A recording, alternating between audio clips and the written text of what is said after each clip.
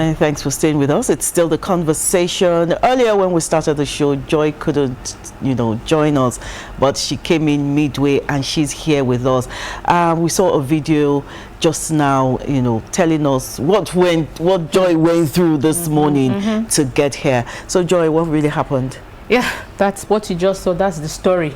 That's the story of my life, but thank God that my story has changed right now. I'm out of the traffic. But again, when I got to that's before New Garage, just very close to Beggar, there was a truck that caught fire. But I saw I don't know, maybe the truck was carrying pepper, but I saw something like pepper on the floor. So they were trying to clear up the roads. But just after New Garage, the road is very free. But of course, there are backlog when I was on the road, because a lot of people were taking one way. But that's it. So you were in traffic for how long? An hour, 30 minutes, just from Ariko to New Garage. And that shouldn't even take me like 10 minutes max. Do you know if there were casualties? No. Okay. I don't think there were. Okay. But the bus was burnt down. Unfortunately, what a way to start the week. Yeah. What a way to start your Monday morning. Anyway, Joy is here, thankfully. Anyway, today's conversation is something else entirely. We're talking technology, we're talking digital. We're now in a world where our work, our lifestyle, everything we do, whatever we learn, everything, is shaped by technology and, of course, digital tools. Digital tools. Now, we now know that digital literacy is no longer luxury. It is now and it's a necessity. Whatever you do now, whether with your phone, but beyond your phone, there's so many things we need to know about technology. And joining us this morning to have this conversation is Elsie Olalere, an IT management professional and the founder of the Essential Foundation. You're welcome. Thank you so much. It's so good to be here. Thank you for having me. It's nice to have you. Okay, let's start this way. Digital literacy is what we hear. Right. And, on a layman's language, it's just for understanding, digital works, digital tools, tech, to sum it up. What does digital literacy really mean? Beyond using your smartphone. Right. Yeah. So digital literacy is simply the ability to be able to access information, also manage the information that Can you speak up a bit more?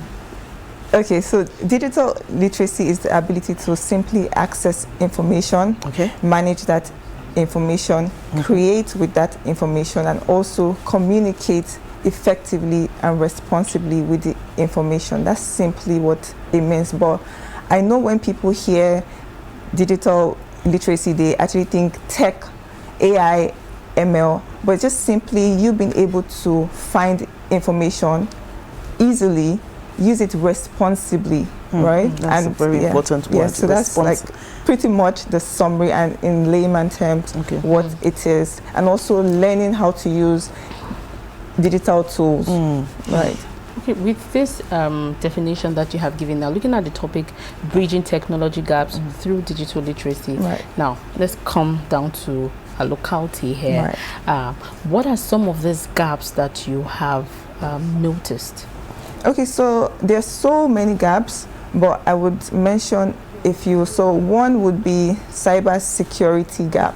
Now, we're in a world where you earn based on how you share on the internet. So you're sharing details about yourself, your family, your work, and there are hackers out there, there are scammers, and a lot of people are falling into scams, fake investment schemes, so that's one gap. If you're a digital literate, you will be able to identify that, okay, this link looks fraudulent, like this scheme doesn't sound right. How can you ask me to invest a sum and in the next 30 days I am earning 80% ROI, right? So those are the things that would make you start to think, because you are aware. So there is a gap when it comes to online safety.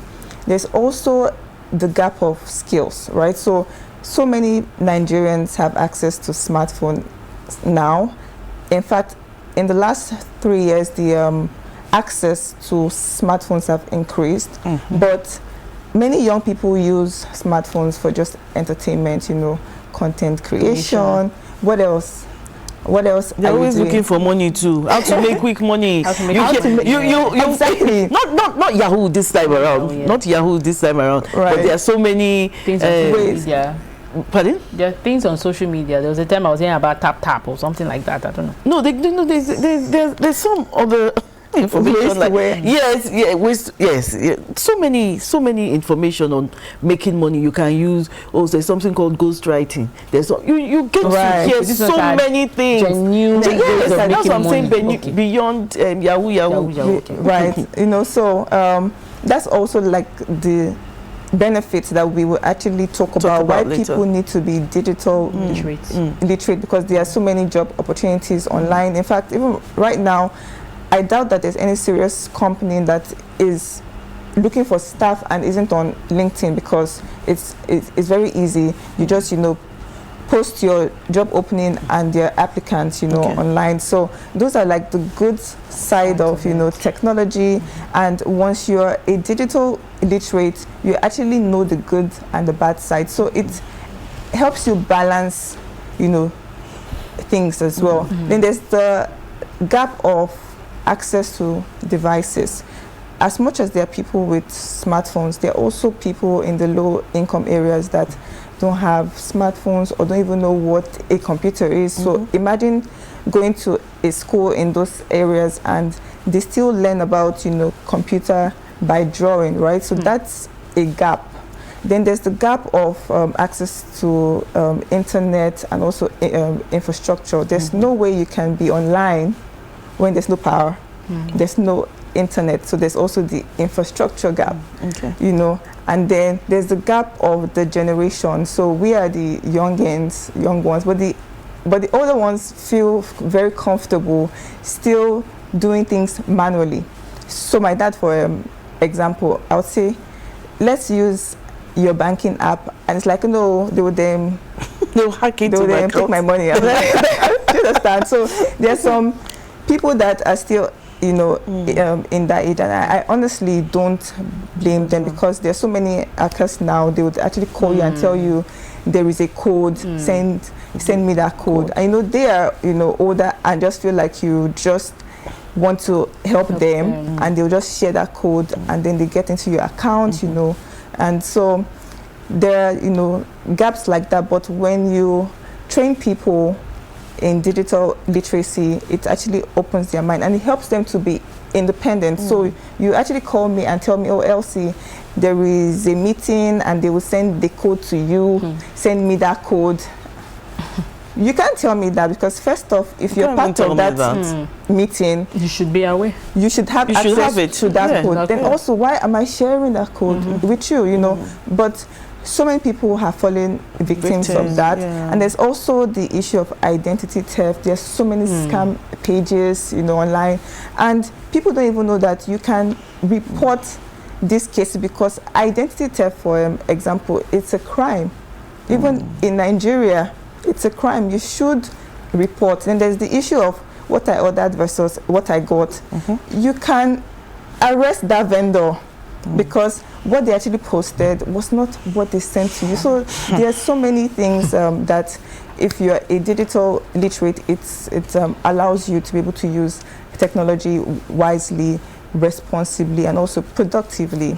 So having identified these gaps, right, what are the solutions, or where do you come into all of this? Okay, so there are so many solutions, but where I come in is that I like to create the awareness, and it's something that has to be recurring and constant. It's not one-off, so you have to constantly teach people these things, because threats are evolving every day. Scammers, for example, are actually getting very smart, and they are actually keeping up with the trend, but people don't keep up. So we constantly train people, tell people, create that, awareness that these are the various scams, these are the ways to be safe online, and then also no bullying. Cyber bullying is a no-no, and there's so many bullies online, even in the comment section, there's so many harassment. And also something that I found more recently is that people reshare pornography because they are trying to create awareness. That's a crime, so for us, we are very big on the awareness part of things, and also the access to digital tools, laptops to schools in those low income areas, making sure that they learn about using computer, and it's not abstract, so those are like few ways that we actually come in. Okay, having identified that, Right. our fathers, the older generation, usually fall victim to Right. this online hackers. Right. Is there also some kind of awareness for them, or it is just for the younger generation?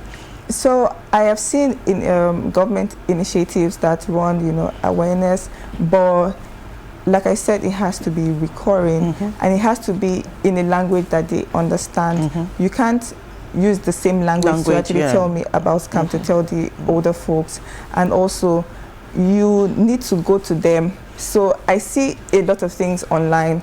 Now, for example, those people that don't have maybe access to, smartphones, okay, how can they see the online awareness that you're actually posting on Instagram?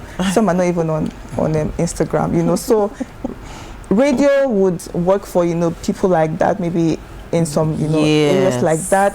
Those that read paper print, that might work, going to their town meetings. It just has to be constant. Majority of them are also on WhatsApp. At least I know they use that. Facebook. They use now, so they Facebook. So they use WhatsApp and Facebook, and they reshare. That's also a gap. The information, there's a lot of misinformation, and people just reshare everything. Resharing, and they're not even checking that. Okay, is this accurate? Now that's also part of the things that digital literacy helps you. You have to verify information. You just don't get link from your group leader and you're sharing and just going like wildfire. All right, you've highlighted some of the gaps. Right. Now let's talk about the opportunities, in the world of tech.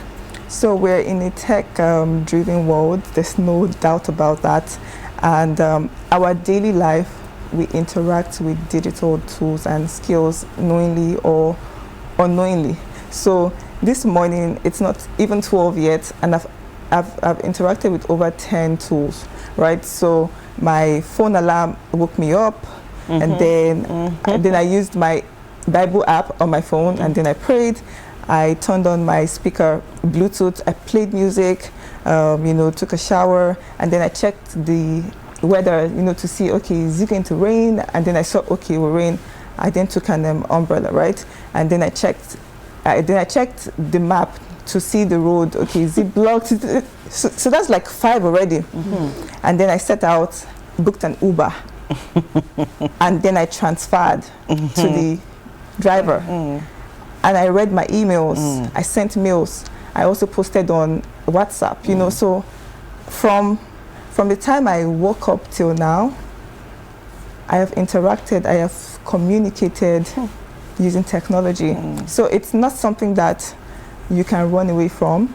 It's not something that you can shy away from. It's here to stay. So you just need to learn how to use it responsibly. And that's the message of digital literacy. And I see people, especially the younger ones now, they were born into the social media age. So they are more technology advanced, but it's just for creating content. But there is more to it, than creation. that. And then there has to be a balance with online and offline. So yes, you're able to navigate the application, right? The map, for example. But you should be able to translate or understand the paper map. So what happens the day when Google Maps is down? How do you navigate?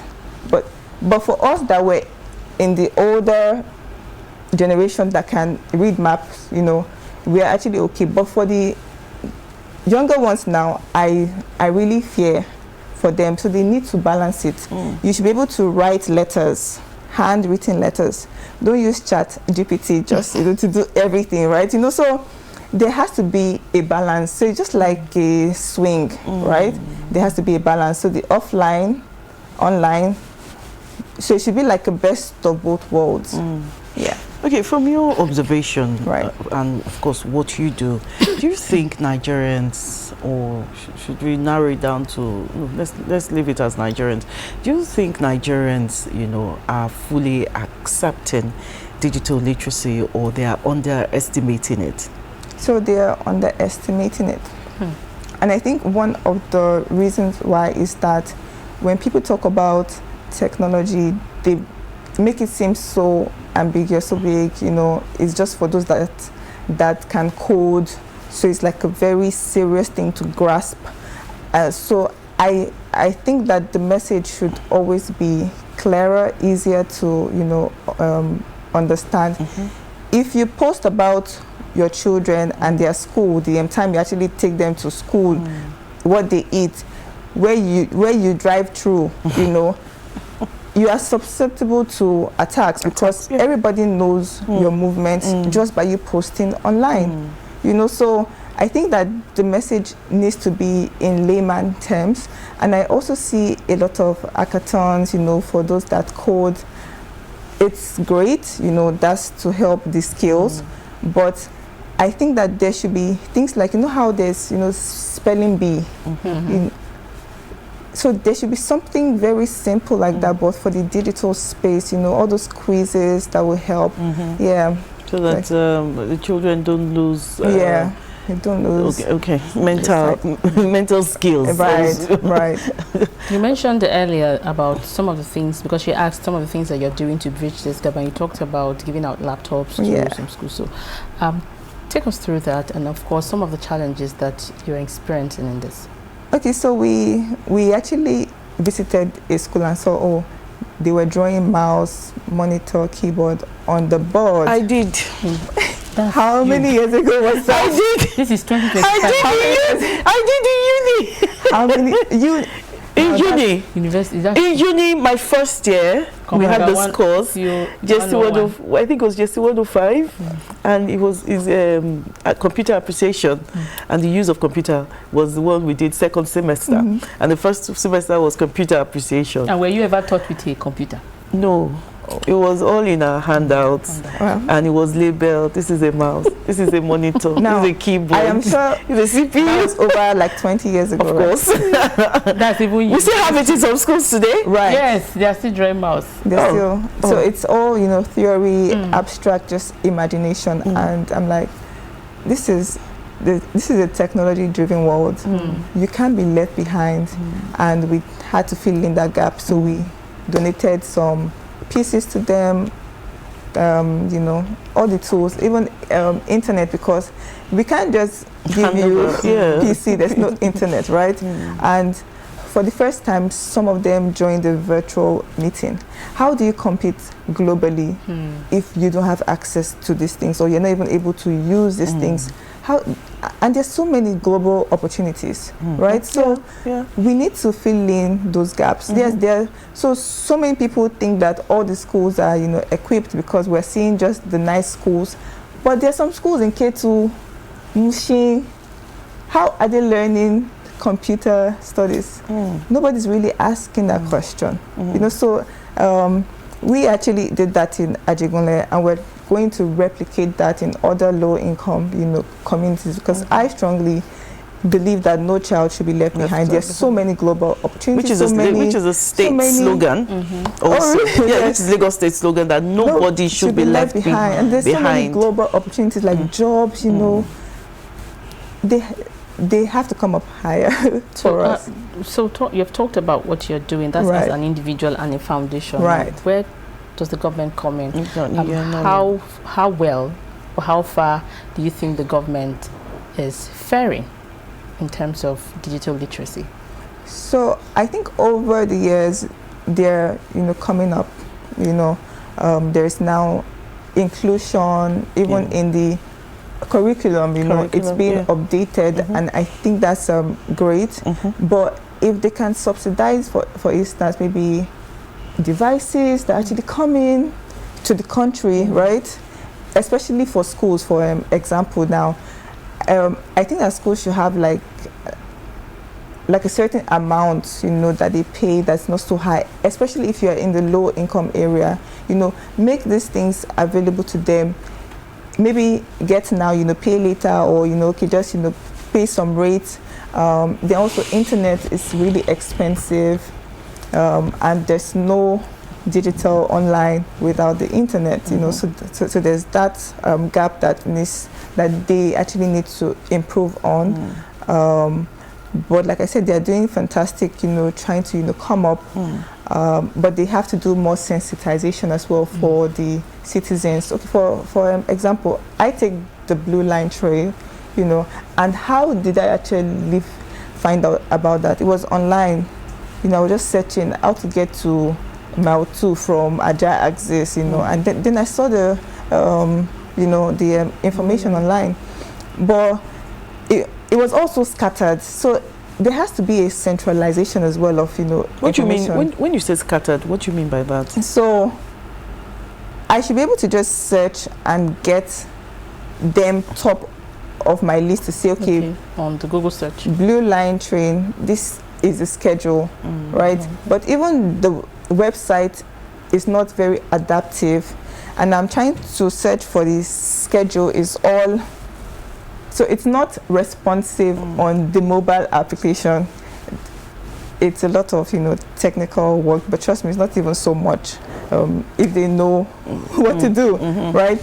Now, I need to first go to Instagram, go to Facebook, and then join the info that I get here, get here, and then now try to pin it all together. So, but where I was going was that there is the blue line train, and you use your card to pay. Not so many people know that. In fact, as I was going, the train was actually empty somewhat, and then I'm telling people that you're able to go from Marina to Mile 2 with a train, and they're like, really? Does it work? Yeah. What area is that? Well, who are the people you are talking to? Just so many people. So many people don't know. That's the thing about information. Yes, the government might have advertised when it was opening or launched or something like that. It's an ongoing thing. Trust me. So I think are people seeking for this information? That's the digital literacy, right? You need to seek for it.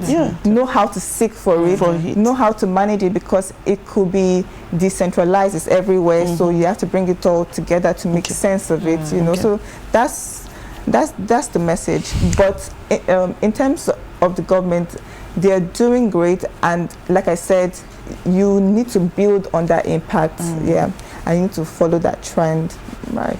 Okay, you talked about empowering children in is it Lagos State schools? Okay, is it in collaboration, or is it a partnership with government or private partnership?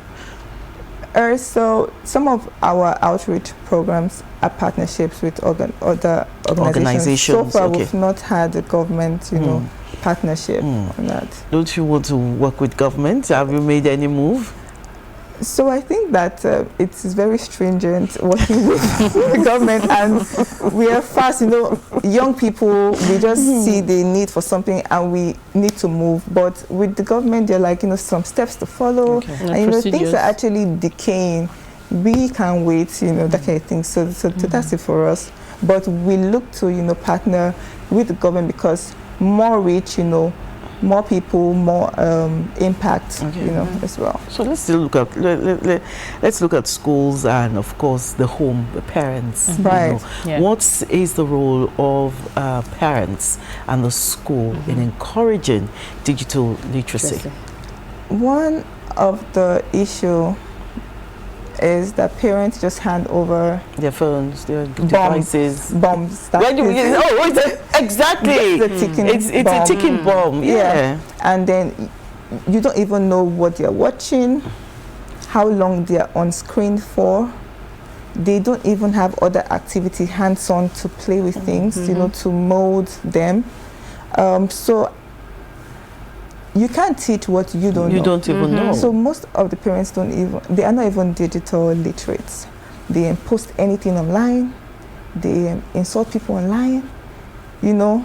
So how can you teach or pass down that knowledge? So they need to, and there are free courses online to take, how to be digital literate. You know, it's on YouTube, Coursera, Udemy. Learn things online, not just going on TikTok. But they're not all free. But trust me. But they're not quite that expensive. Yeah. You know, but it's they're free. Okay, free some are free. You know, so they need to gain that knowledge and to be able to actually pass it down to your children. And your children should not spend so much time on the screen. They shouldn't. You shouldn't leave your child with a bomb phone unsupervised, you know. So they are talking to their aunt on the phone, video call, be there and see, you know. So parents have a lot of work to do. I don't think a child that's less than 18 or you know, of that adult age should be given a phone, like a smartphone. Yes, I know some say emergency sake. They restart touch phone. Nothing will happen to them. Okay. Another technology that we're dealing with right now is AI.